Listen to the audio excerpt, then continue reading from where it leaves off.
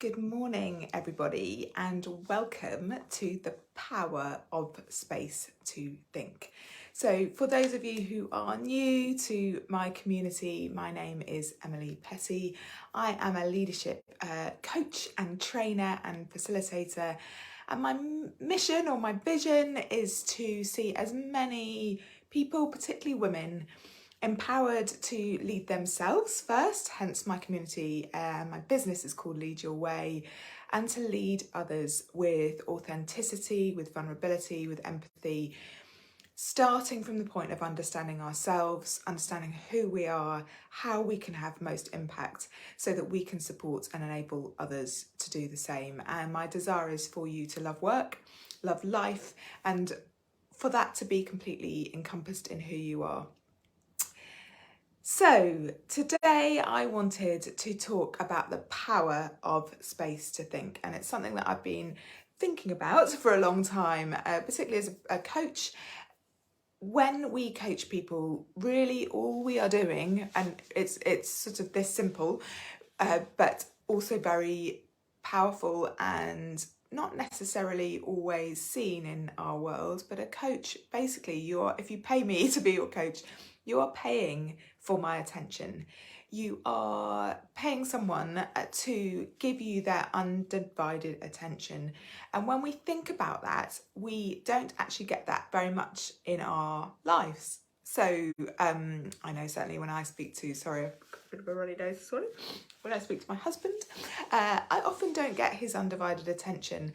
When you're in meetings, you might look around the room or look around the Teams call and people have their video off, they're on their phones, they're on their computers, they are doing other stuff while you might be speaking. Or maybe if they are giving you their attention, they are getting ready to speak next.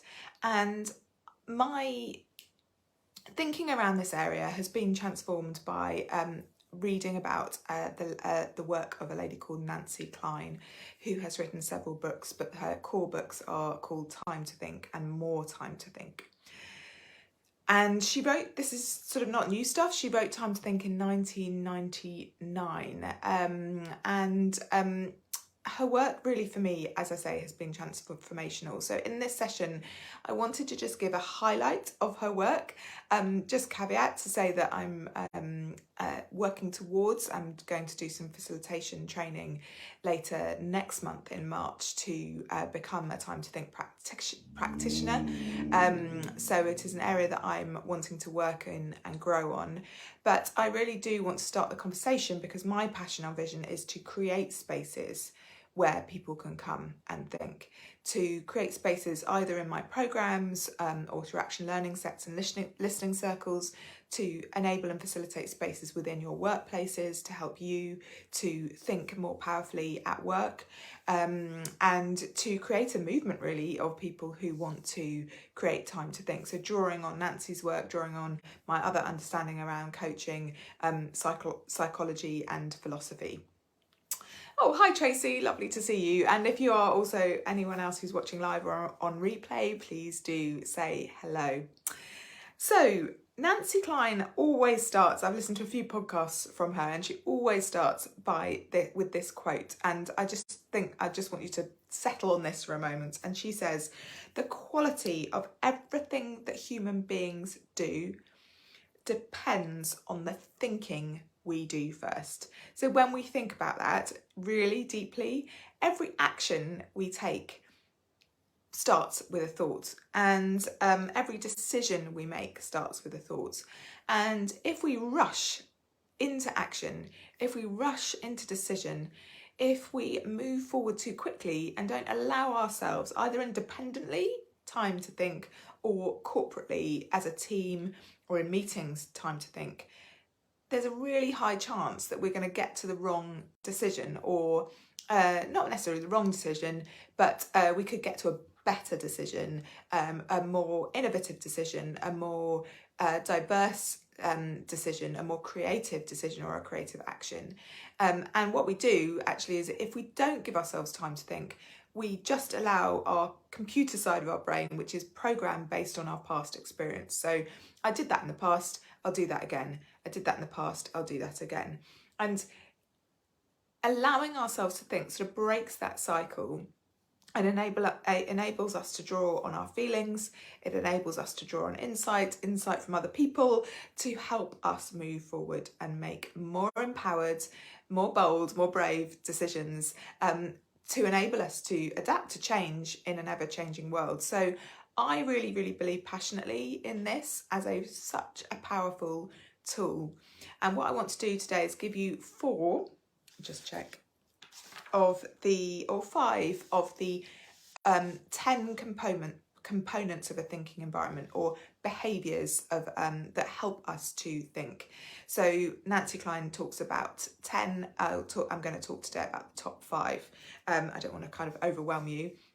And I'm going to give you some ideas for action. So how you can actually practically start doing some of these things, either on your own, for your own thinking, or to help thinking in a team setting.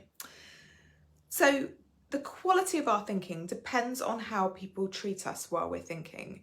So if you know that you're always going to be interrupted, or in your mind you're thinking, well, I'm the most junior person in the room, and therefore my thoughts, my opinion, my views, what I say has less value, then immediately, number 1, we stop thinking, and number 2, we don't speak up.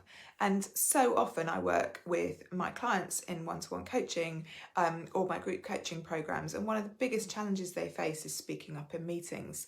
And I actually believe, part of that might be confidence, but another part of that might be the construct of the way we meet, the expectations that if you are more junior, for example, or less experienced, you have less to say.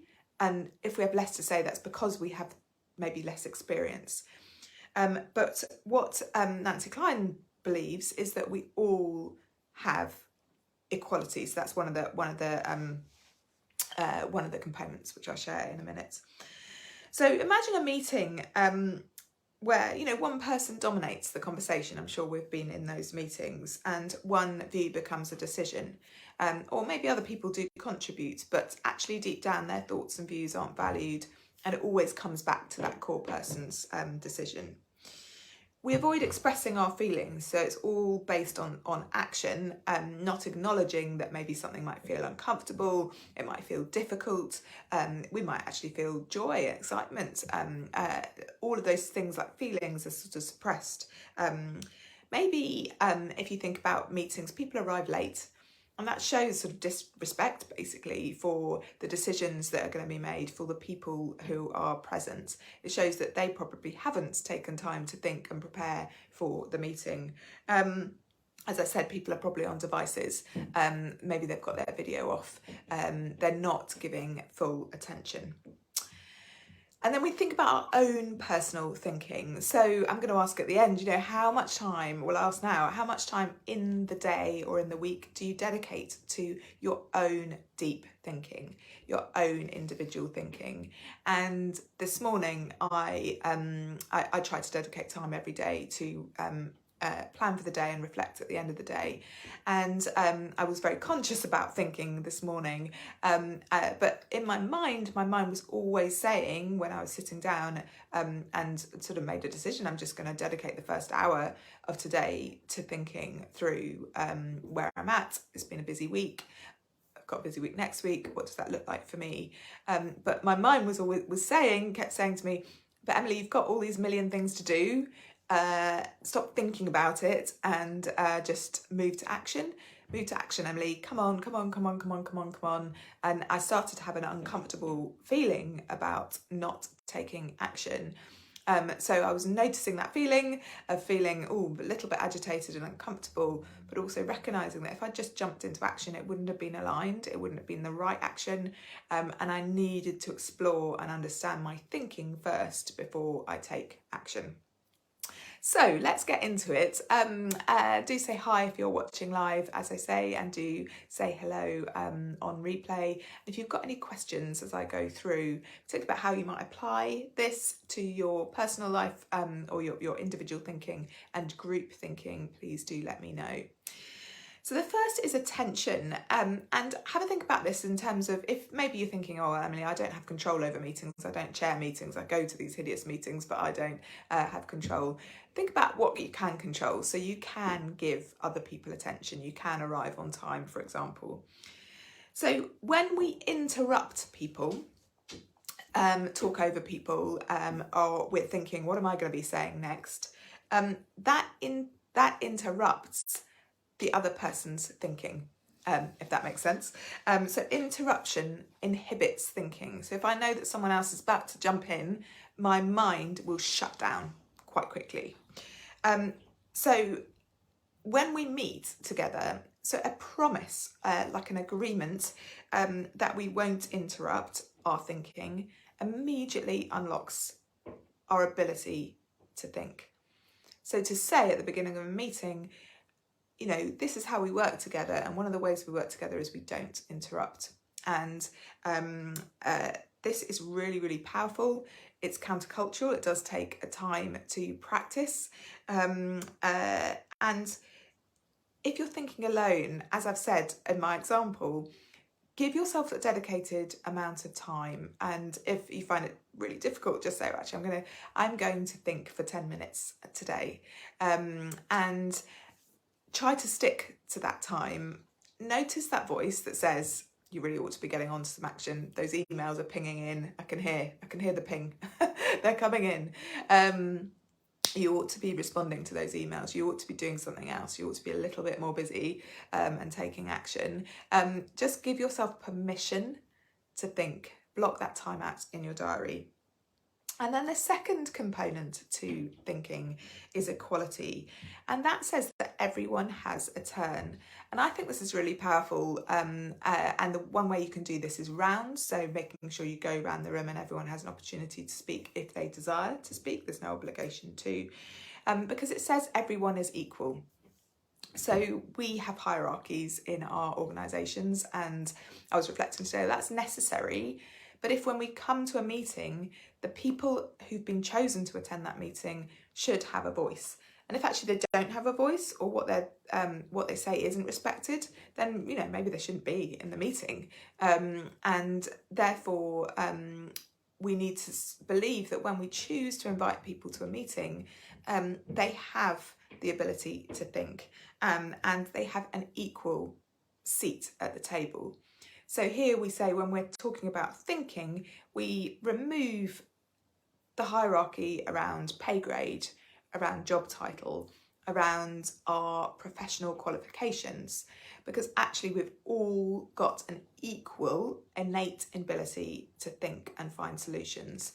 And a lot of the times that we get tripped up when we're managing other people is we make an assumption that because I'm the manager, I have a higher level of thinking than you. And that's not the case. Maybe you have more experience, you have more expertise, sure, you have more responsibility, you probably have more authority, but it doesn't mean that the person you're managing does not have the ability, the equal ability to think. So when we shift that, we start to stop jumping in with solutions, because we believe that that person does have the solution.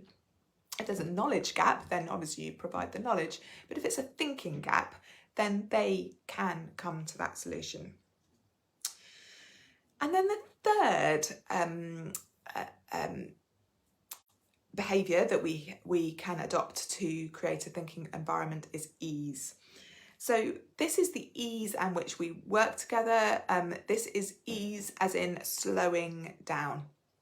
So I've talked about giving ourselves space and time. So thinking about your agendas. Are you putting in so many things in your agenda that nothing gets real attention? And so actually you're just scratching at the surface and not going deep enough.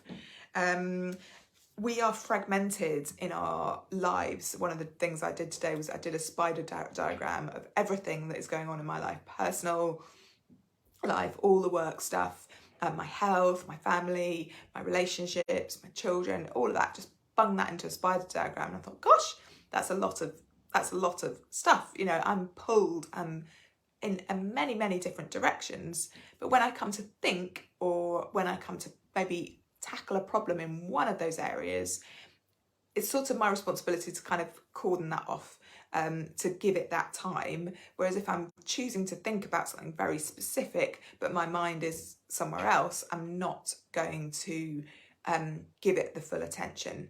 So again, I think that's a skill around being able to focus and clear our mind. And that's where some mindfulness really can help sort of clear our mind of all the other things that are going on, so that we could give attention to that one thing, and prioritization, really, that we can't kind of just juggle all the balls all at once. We need to say, actually, I'm going to put those balls down, I will pick them up, but right now I'm juggling one ball, throwing one ball. It's probably not juggling, is it, if it's one ball? Just some comments. Erin says, the point about ease is so key. I often feel the need to push things along so we can keep to time, but it's really not helpful, and I can see it touches on disrespectful at times. Great tip. Great. Yeah, and I think actually just reflect on how if you're managing lots of meetings, just reflect actually what is a realistic amount of time, and if you feel that you're doing that, then say, oh, actually next week we're going to dedicate 30 minutes to this on the agenda, and we're going to push everything back. I'm glad that's been useful. So the fourth point is called appreciation. And this is when we really value and appreciate what others say. So again, I think one of the reasons why we feel nervous about speaking up is we want to feel appreciated. It's a natural desire for us to feel appreciated. If we speak up and we just get that kind of this, and I'm moving on and now we're going to talk about something else, and you don't feel appreciated, you are less likely to speak up again. And one of the ways we can appreciate people, there are two ways. One is we can ask, what do you think? Not what's the answer, what's the solution, but to literally do around the room and ask people what they think. And the other thing you can do is feedback and say, I really appreciate what you have said. So use the word appreciate. And actually, I've been listening to Nancy Kline's, a few of her podcasts. She doesn't have one, I don't think, but her interviews that she's done on other podcasts. And when the interviewer, the podcast person, reflects back, she says, I really appreciate what you've said there. And that makes us feel good. You can feel your positive endorphins coming through when we are appreciated and valued. Another way you can do that is reflect back what people say. So a powerful coaching tool is just simple reflection to say, what I'm hearing is, and summing that up. It just shows that you've been listening. It's a really powerful way of remembering as well. And it makes people feel really, really valued because they hear back what they have just said. And the fifth component of a thinking environment is feeling. So we often divide up our thinking and our feelings. So, for example, Myers-Briggs, as a behavioural profiling tool, divides up thinking people from feeling people. And the truth is, we're all thinking and feeling people. Yes, I believe we do have behaviour preferences, but thinking and feeling are interconnected. Although neurologists and psychologists talk about how our brain, we've got the kind of thinking and feeling sides of our brain. The two talk to each other in a split nanosecond. And so if we suppress our feelings, our thinking is always going to be limited. So being open to what we're feeling in a moment. So, for example, when I was doing independent thinking this morning, I was feeling uncomfortable. I was feeling a little bit agitated. I was sort of desiring to move on. And Erin, that example, in a meeting, you're kind of thinking, we've got this agenda, we've got to move on. Or if in a meeting, actually, someone says, hang on, I'm feeling a bit angry about this, so I'm feeling a bit frustrated by this. Allow time to say, okay, well, what does that mean? What does that mean if you're feeling frustrated? Not it's wrong to feel frustrated. Come on, the rest of us are all moving forward with this, we're all excited and you're feeling frustrated. It's really good to allow people to express their feelings. So really you could just go around and say, actually, how are you feeling about this? What are you thinking? How are you feeling? And Nancy Kline had a quote where she says, "We welcome feeling expressed appropriately whenever it arises." So obviously there's a nervousness in the workplace of people kind of crying or shouting or screaming.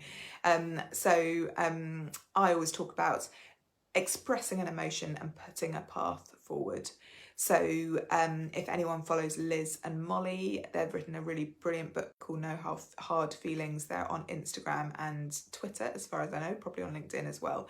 A lot of people share their infographics, have been really, really powerful, particularly over COVID.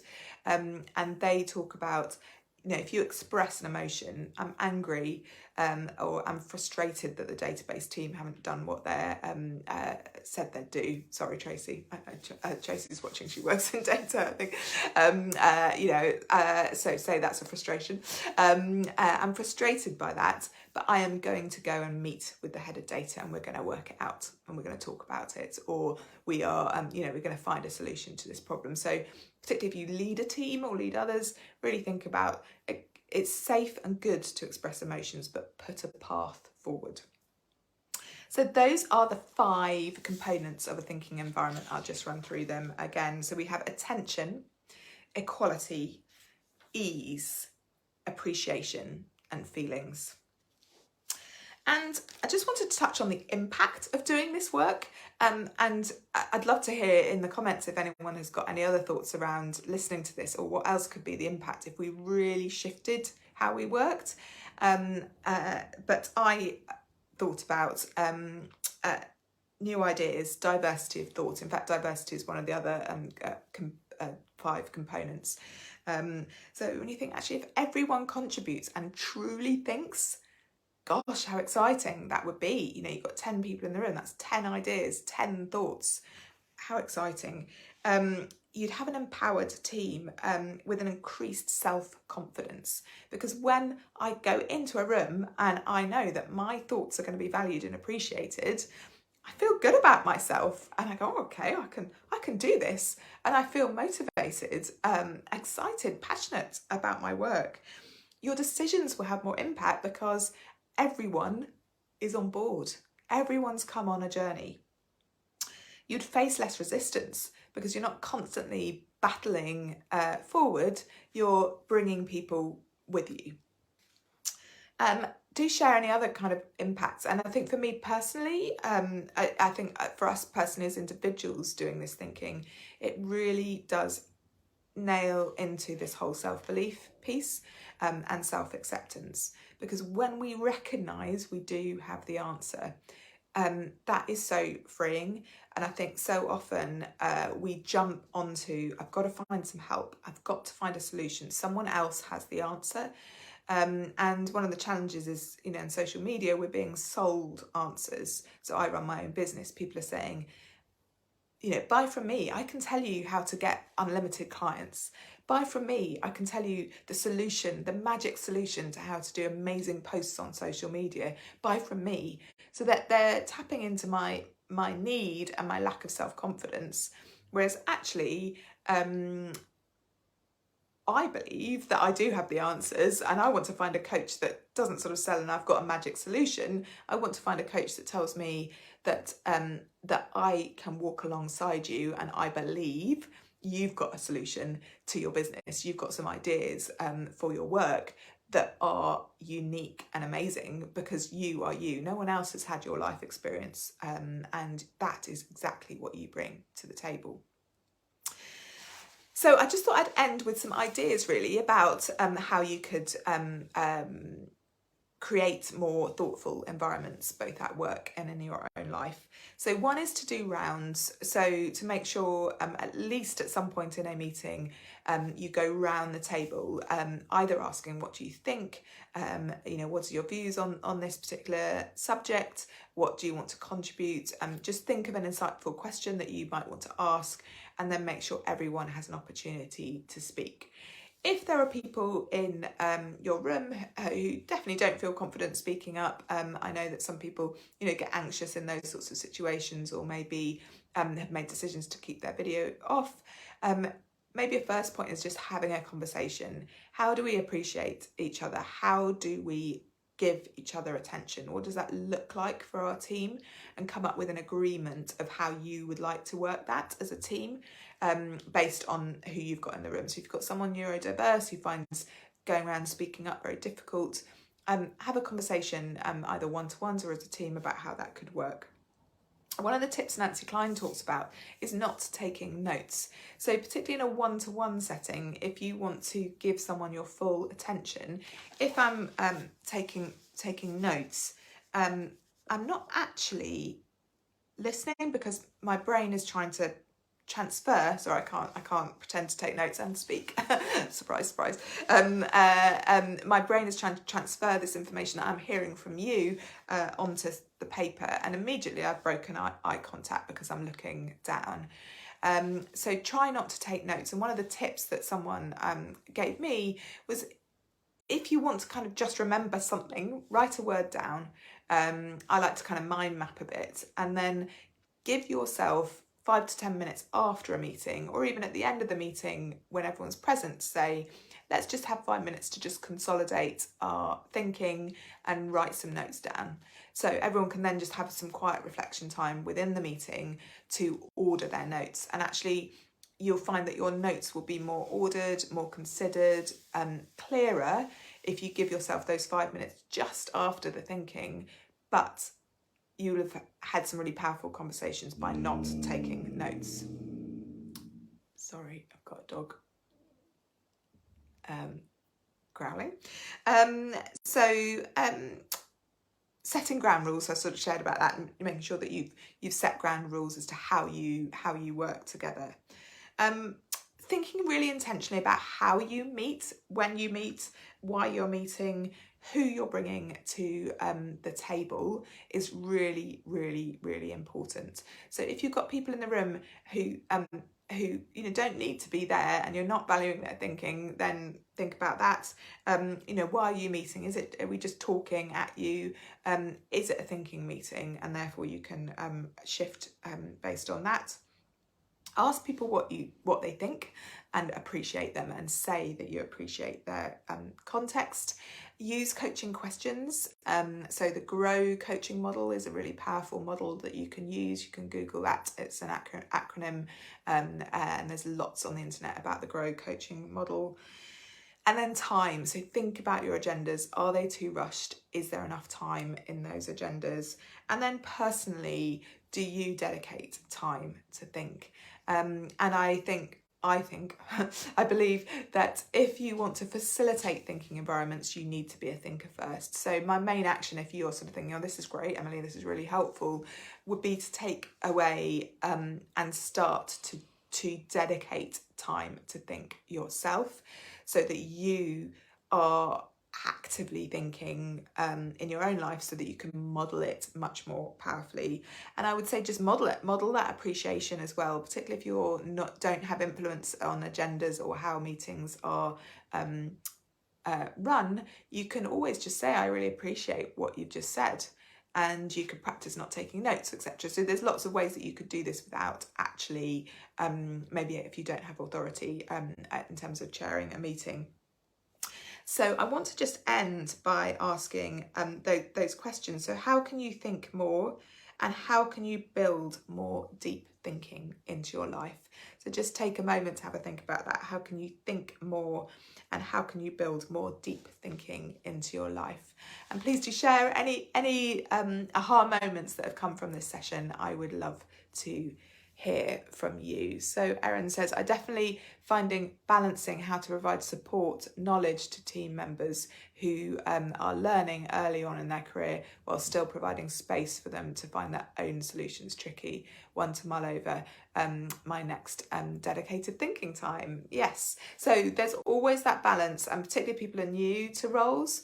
What's your role? Are you, I always use the example that you're not going to ask coaching questions if someone says, where's the toilet, or what's the passcode, or where's the budget spreadsheet, or I need to understand how to do this. That's when you would be more directive and instructional, and you'll be passing on your knowledge. But giving people that additional space to contribute their ideas, actually particularly when people are new, because people do have fresh thinking when they're new to an organisation. So that's a really good moment to sort of jump in and listen to people, listen to their insights. What, you could even ask someone's new, what surprised you most about joining this organisation, or what do you notice? And just ask for those insights and appreciate them and listen, and that will help them to grow in confidence. So that's the end of the Power to Think session. I really hope that's given you some opportunity to reflect both on your personal thinking and how you think as a team. I highly recommend Nancy Kline's books, Time to Think and More Time to Think, if you want to explore this further. And as I've said, I'm going to be developing this in my practice, and I'm looking to work that out really both in my one-to-one coaching, in how I run my group programs, and particularly also in facilitating teams. So if you want to introduce this thinking environment to your teams over the next few months, drop me a line and we can talk about how I can support you in that way. And in addition, if you want one-to-one coaching support, you know where I am, and I offer both short-term interventions, so one hour one-to-one coaching session, 3 coaching sessions, or a 6-month program of coaching. So I hope you have a lovely rest of your Friday and a lovely weekend, and I look forward to seeing you at the next Friday coffee break.